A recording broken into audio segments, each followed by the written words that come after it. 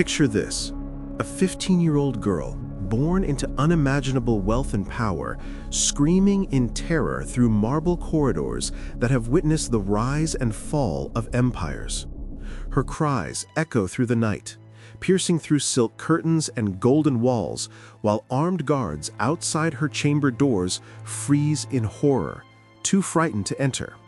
This isn't the sound of physical pain. This is something far more sinister, something that would remain buried in palace archives for over 600 years, until now. What you're about to hear isn't just another tale from history books.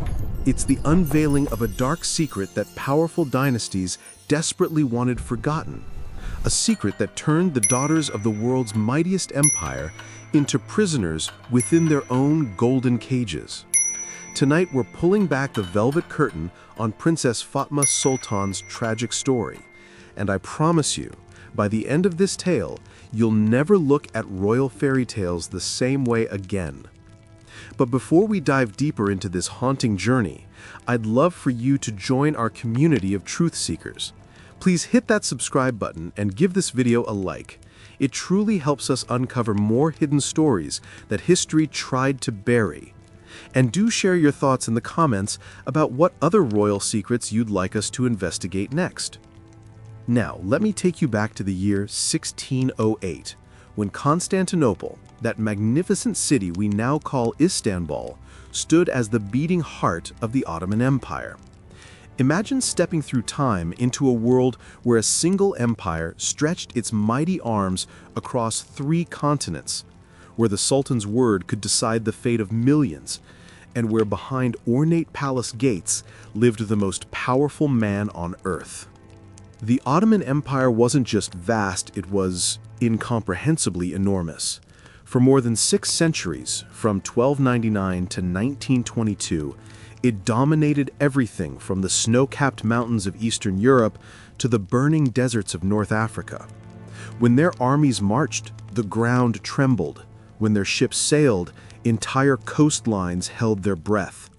And at the center of this incredible power sat the Topkapi Palace, a jewel of architecture that housed not just the Sultan, but secrets that would make your blood run cold. Within these palace walls lived a baby girl who would grow up to become the subject of our story, Princess Fatma Sultan. Born to Sultan Ahmed I and his formidable consort, Kosum Sultan, little Fatma entered a world that seemed like paradise itself. Golden ceilings stretched above her head, Persian carpets cushioned her first steps, and the finest tutors in the empire competed for the honor of teaching her. As a child, Fatma was everything you'd expect from a princess in a fairy tale. She was brilliant, mastering Arabic and Persian before most children could properly speak their mother tongue. She studied astronomy with court scholars, composed poetry that made grown men weep, and debated philosophy with the empire's greatest minds. Palace chroniclers called her a prodigy, a shining jewel of the Ottoman dynasty. But here's what those same chroniclers never wrote about. Here's the part they deliberately erased from history. You see, in the Ottoman Empire, being born a princess wasn't the blessing we imagine it to be. While concubines, women captured from distant lands or bought in slave markets, could actually rise to positions of incredible power by winning the Sultan's favor, princesses like Fatma were trapped from birth. They were never players in the great game of empire. They were merely pieces on the board, valuable only for the political alliances their marriages could secure. And to ensure she would fulfill this role without resistance, the empire had developed something so cruel, so systematically brutal, that it took historians centuries to piece together what really happened behind those golden walls. As Fatma grew from a precocious child into a beautiful teenager, whispers began circulating through the palace about her future. The man chosen for her was Damat Kara Mustafa Pasha, a battle-hardened military commander 20 years her senior. He had spent his life fighting wars in Persia, his face scarred by combat, his hands stained with blood. For him, this marriage was a ladder to climb higher in the empire's hierarchy. For Fatma, it was the beginning of a nightmare she couldn't escape. But the wedding itself wasn't the real tragedy. It was what came before. 3 months before any Ottoman princess was married, she was subjected to something called Tarbiya-i Mubarak, which translates to sacred education. The name sounds noble, doesn't it? Almost holy. But behind closed doors, this sacred education was actually a carefully designed system of psychological and physical torture refined over generations to break the spirit of royal daughters before they ever became wives. Let me paint a picture of what Fatma endured during those 3 months of hell. Imagine being taken from your comfortable rooms, your books, your familiar surroundings, and placed in the hands of Guldar Hatun, a 60-year-old woman whose cold eyes had witnessed the training of dozens of princesses before you. This woman had turned the breaking of spirits into an art form. From sunrise to noon, every single day, Fatma was forced to practice 18 different types of bows and submissive postures. Think about that for a moment. 18 different ways to show submission. There were specific bows for greeting her husband, for serving him food, for lying down, for standing up, even for the way she should position herself when he approached her. Every natural gesture that showed her royal dignity was systematically stripped away and replaced with movements designed to display surrender. But the physical training was just the beginning. The cruelest part was what they did to her voice, to her very ability to express herself. Fatma's vocabulary, once rich with poetry and philosophy, was reduced to just 43 permitted words. 43 words. These were only words of gratitude, apology, obedience, and humble requests. Any attempt to speak freely, to express an independent thought, to show a spark of the brilliant mind she'd been born with, was immediately punished. And how were these infractions punished? Sometimes through days of fasting until weakness made her collapse, sometimes through isolation in damp, windowless cells they euphemistically called rooms of reflection. Sometimes through public humiliation in front of the other women of the harem, where she was examined and criticized like a piece of merchandise in a market. Can you imagine it? This girl who had once debated with scholars, who had written poetry that moved people to tears, who had studied the stars and dreamed of distant worlds, was being systematically dismantled, piece by piece, until nothing remained of her true self. But even this was not the worst of it. Deep beneath the palace, in chambers that eerily resembled bridal rooms, the princesses were subjected to what could only be described as cruel wedding rehearsals. In these cold underground halls, with lifelike mannequins crafted by Venetian artisans standing in place of grooms, young girls like Fatma were forced to enact disturbing ceremonies that no child should ever have to experience. Every reaction was noted and judged. Fear, recorded and punished. Hesitation, more training sessions. Tears, evidence that the process needed to continue. If a princess broke down completely, the sessions were simply repeated until she learned to comply without emotion, like a beautiful doll programmed to perform. And throughout all of this, Fatma was forced to memorize passages from Ottoman texts that praised obedience, sacrifice, and marital duty. Even her prayers were replaced with specially composed invocations designed to erase her individuality and sanctify her submission.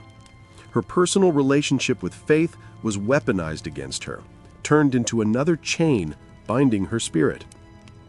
Perhaps most heartbreaking of all was the ritual of humiliation they subjected her to twice weekly.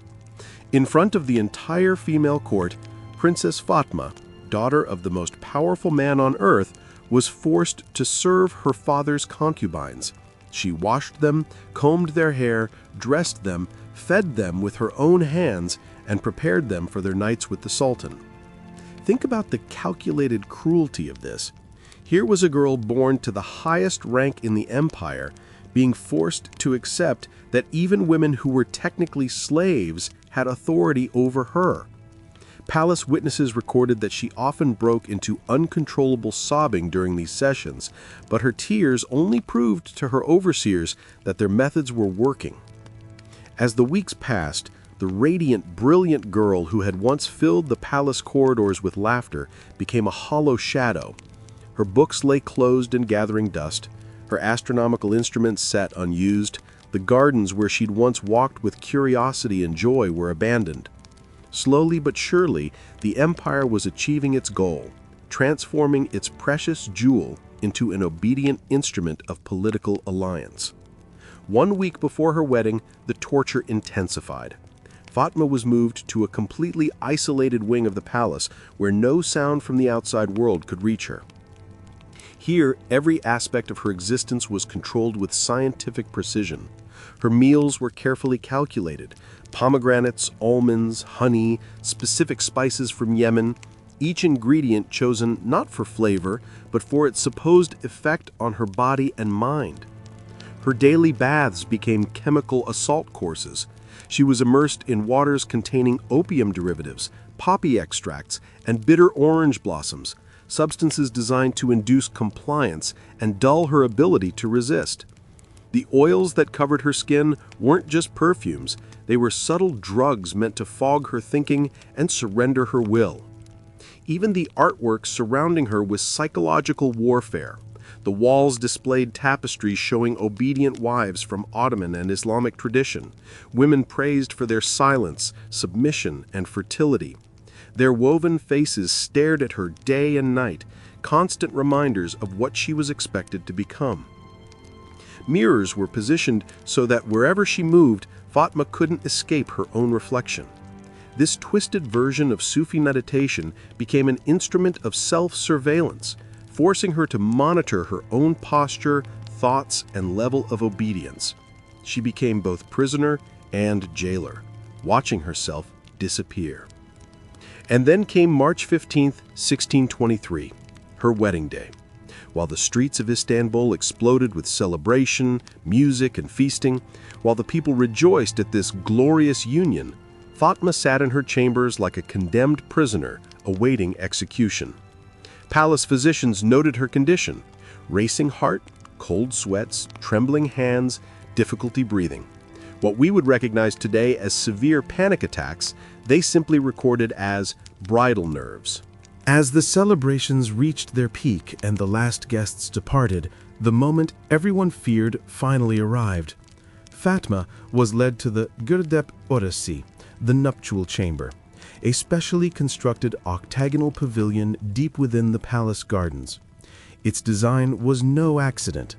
3 levels, each representing a stage in her final surrender: purification, surrender, and consummation. On the first level, she was bathed for hours in waters scented with damask rose and sandalwood, but also laced with diluted opium and mandrake root, substances that would blur her mind and weaken her resistance. What should have been a blessing became a chemical surrender. On the second level, she was dressed in bridal silks that looked magnificent from a distance, white silk threaded with gold and pearls. But hidden within were cords and clasps designed for restraint. The crown was so heavy it limited her movement. The bracelets and anklets, though beautiful, subtly restricted her. Even her shoes, with their thick, awkward soles, made escape impossible. Her wedding dress wasn't clothing, it was a prison stitched in gold thread. Meanwhile, her future husband wasn't engaging in romantic preparation. Surrounded by military advisors, Kara Mustafa Pasha was being instructed in methods of dominance: words to intimidate, gestures to assert power, strategies to impose authority over a princess of royal blood. The empire had prepared both sides of this tragedy, ensuring there would be no room for disobedience or mercy. Finally, at the top level of the pavilion, in the chamber of consummation, the full horror of her fate awaited. The walls were covered with tapestries depicting Ottoman military victories. Cities burned, armies crushed, captive women paraded in chains. The message was unmistakable: This marriage bed was to be seen as another conquest, another victory for the empire. Even the furniture contained hidden mechanisms for restraint, crafted by artisans who had perfected the tools of control. The air itself was thick with oils and herbs designed to dull resistance and cloud judgment. When those final doors closed and Fatma found herself alone with her husband, the girl who had once studied constellations and written poetry was no longer truly present.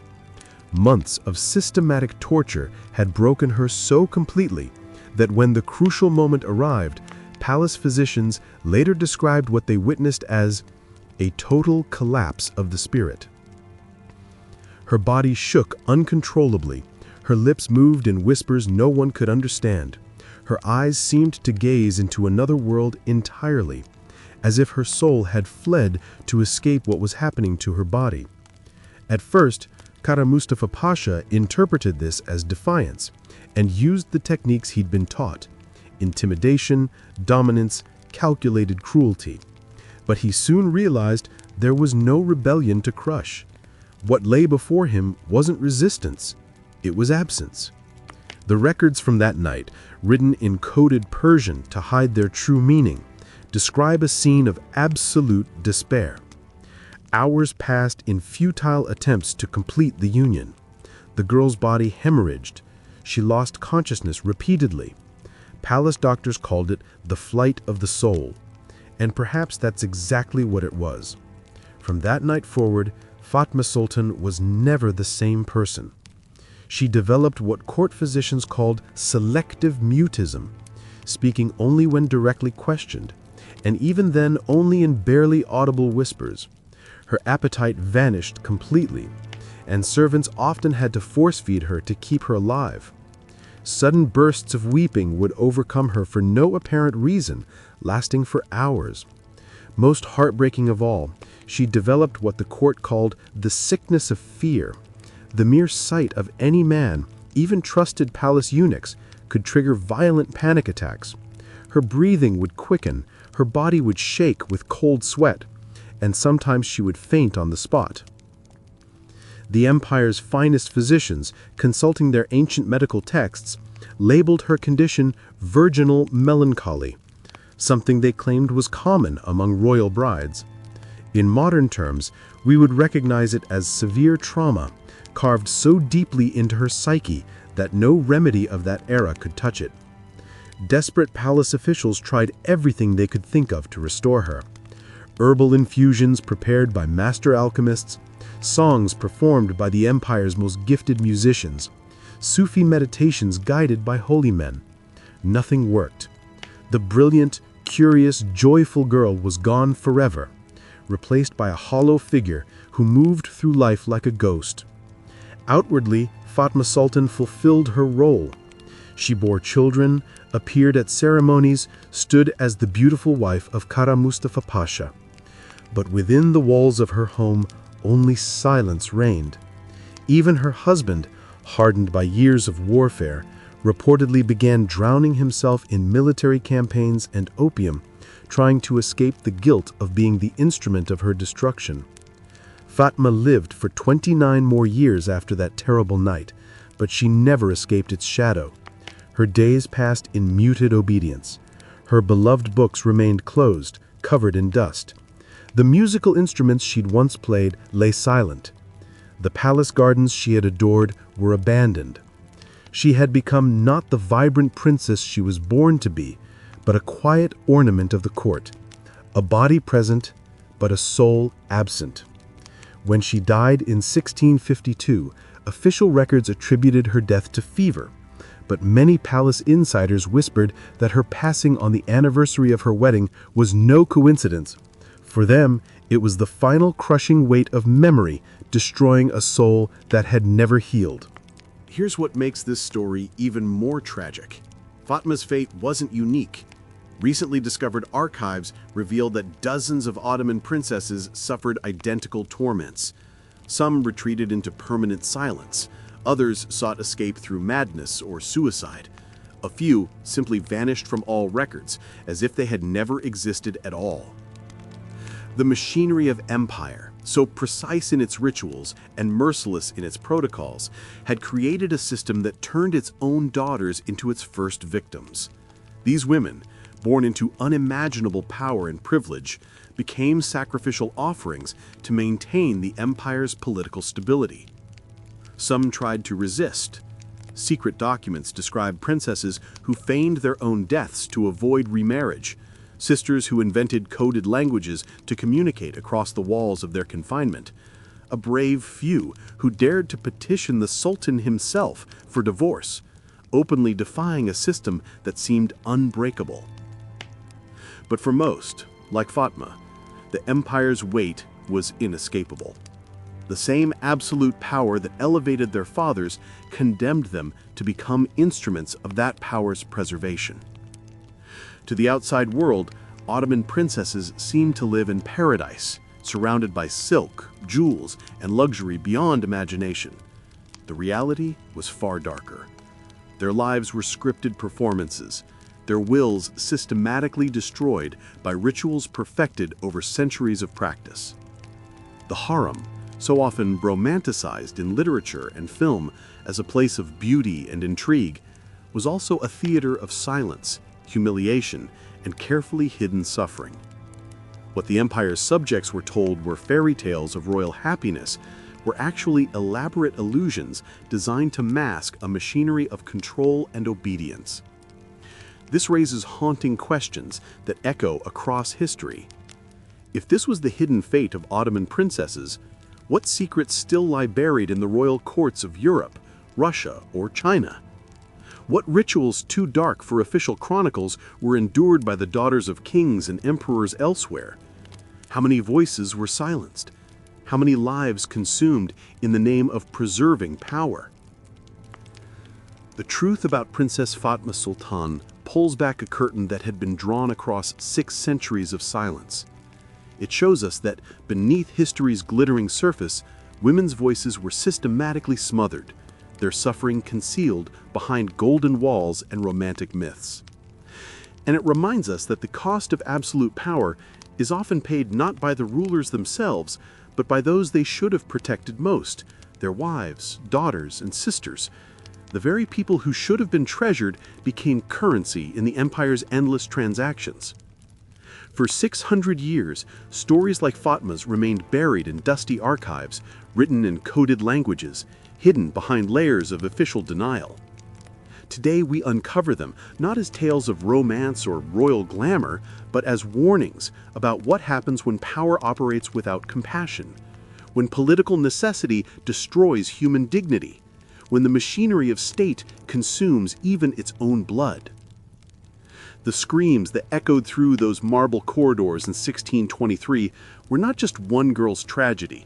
They were the voices of countless women whose suffering was designed to be invisible, whose stories were meant to die with them. But stories have a way of surviving, even when empires fall. Truth has a way of emerging, even from the deepest graves. And that's why we tell these stories now, not to sensationalize the past, but to honor those who suffered in silence, to give voice to those who were deliberately silenced, and to remind ourselves that behind every glittering facade of power, real human beings paid real human costs. Princess Fatma Sultan's tragedy speaks across the centuries, reminding us that the price of political alliance, territorial expansion, and dynastic glory was often measured not in gold or territory, but in broken spirits and shattered lives. Her story is a testament to the resilience of truth and the importance of never forgetting those who suffered so that history could march forward.